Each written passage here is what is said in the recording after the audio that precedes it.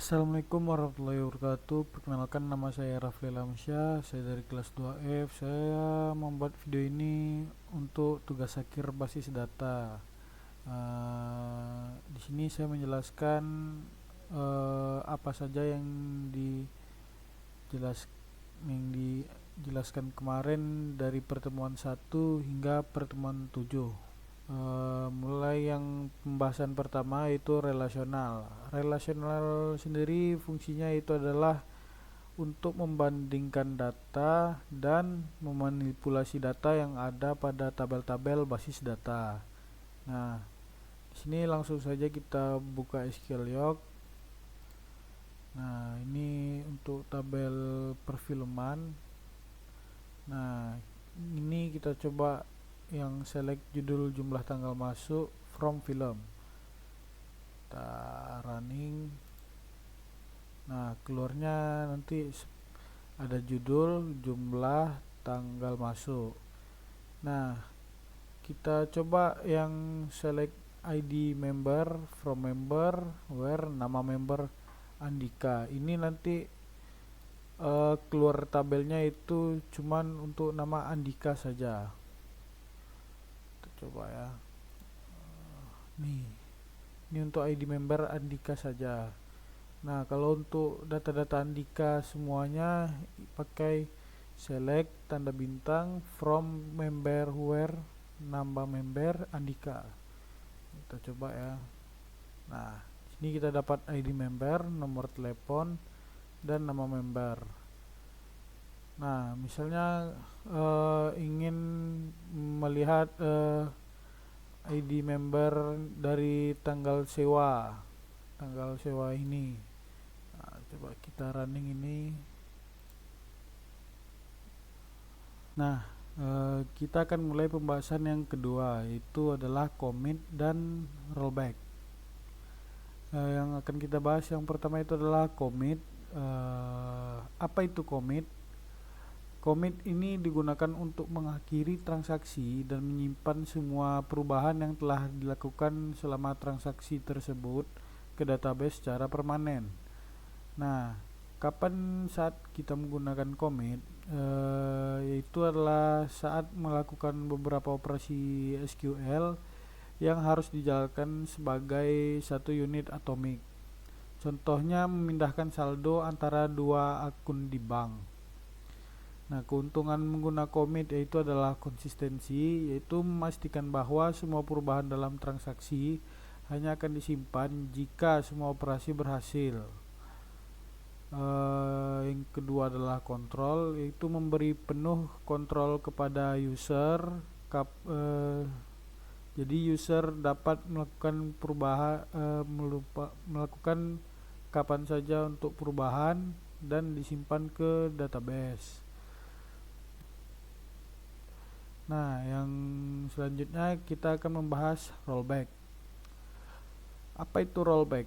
Rollback itu digunakan untuk membatalkan transaksi yang sedang berjalan, sehingga mengembalikan database ke keadaan sebelum transaksi dimulai.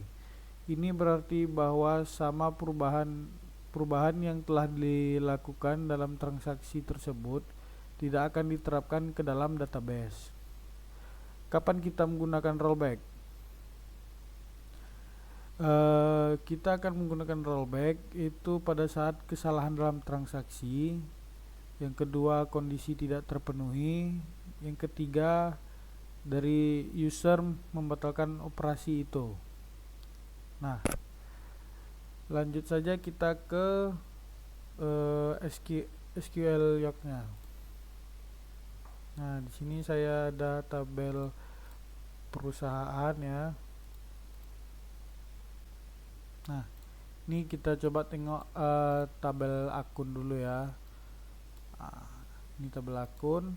Nah, sini ada nomor 1 itu balance-nya 3000, nomor 2 1500, nomor 3 2000, nomor 4 0, nomor 5 1000, nomor 6 2000. Nah, di sini kita akan melakukan update balance dengan menambahkan 500. Kita mulai saja di sini. Ini kita running kan. Nah, sudah running, lalu kita cek lagi. Nah, nomor 2 tadi yang 1500 menjadi 2000. Nah,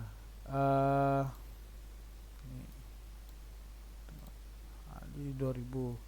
Nah, kalau rollback ini tadi sesuai yang kita bahas tadi itu untuk membatalkan transaksi tersebut. Nah, mari kita coba ya. Kita coba rollback.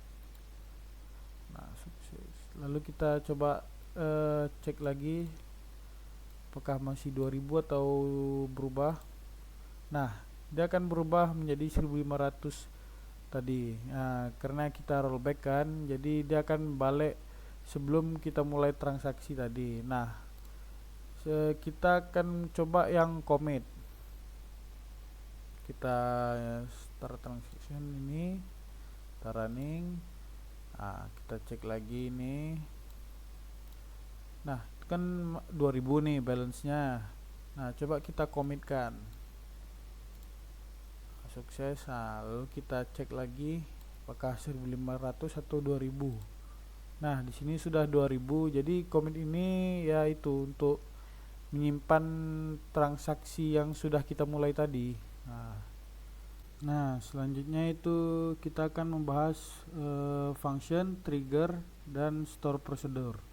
Nah, yang pertama kita akan membahas function. Function adalah perintah yang digunakan untuk melakukan operasi tertentu pada data dalam database. Fungsi ini dapat digunakan untuk melakukan berbagai macam operasi seperti perhitungan, manipulasi string, operasi tanggal, dan sebagainya. Nah, macam-macam fungsi itu ada fungsi agregasi, fungsi string, fungsi tanggal, fungsi konversi, dan fungsi logika. Nah, di sini saya ada contoh itu fungsi agregasi ya. Di sini kita membuat tabel menghitung total penjualan per pelanggan. Di sini saya menggunakan agregasi sum, yaitu pentotalan. Nah, di sini saya menggunakan join ya. Coba kita running. Nah, di sini kita dapat tabelnya, itu yang pelanggan 1 ada 5, pelanggan 2 ada 7, pelanggan 3 ada 7, pelanggan 4 ada 5, pelanggan 5 ada 5, pelanggan 6 ada 4, 7 ada 1, total pembelian barang ya. Nah, kita akan membahas trigger. Apa itu trigger?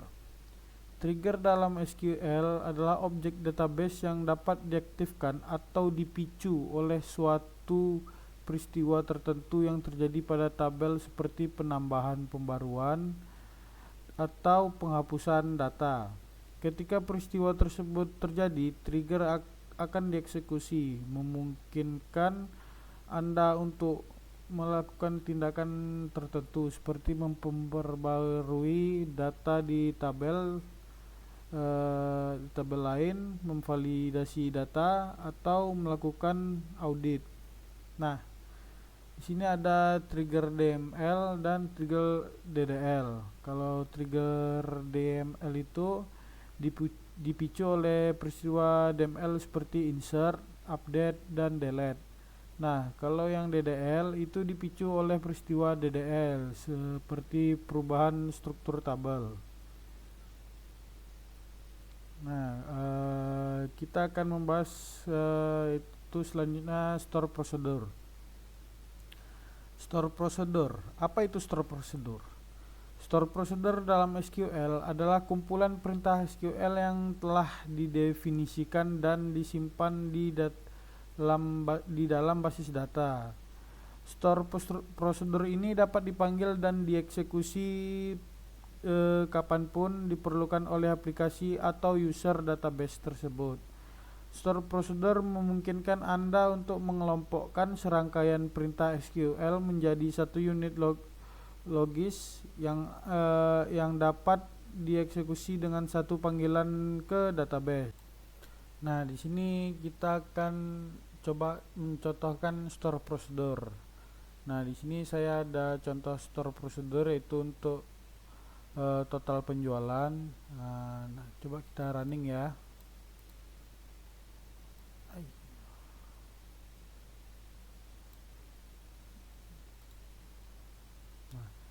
Jadi kalau store prosedur itu kan ini tidak ada output. Nah, jadi untuk menampilkan outputnya itu kita akan memanggil store prosedurnya tadi, yaitu dengan menggunakan call.